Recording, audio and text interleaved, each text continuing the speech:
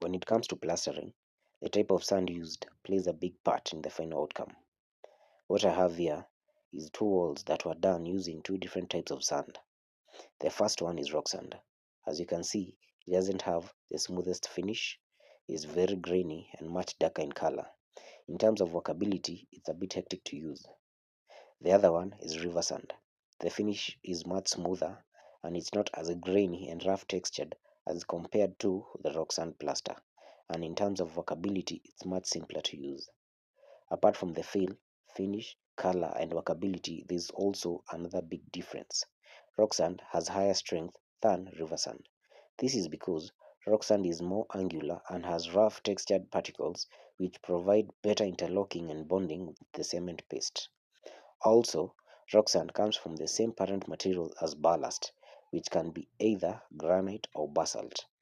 Granite has a compressive strength of between 90 to 210 newtons per millimeter squared and can even go as high as 250 newtons per millimeter squared. And we have basalt, which has a strength of between 150 to 300 newtons per millimeter squared. On the other hand, river sand is naturally rounder and as a result is weaker in bonding. It's also important to note that river sand comes from the weathering and erosion of various rocks, primarily rocks containing minerals like quartz, feldspar, and iron. Rocks containing feldspar usually have a strength of between 77 to 87 newtons per millimeter squared, while rocks containing quartz have a compressive strength of between 50 to 300 newtons per millimeter squared.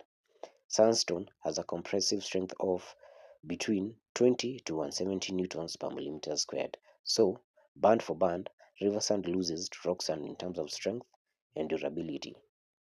That's why you will find rock sand being used in concreting and wall construction.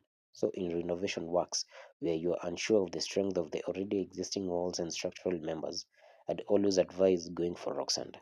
But if you are sure of the workmanship and the strength of the walls and structural members, then river sand is always a good option.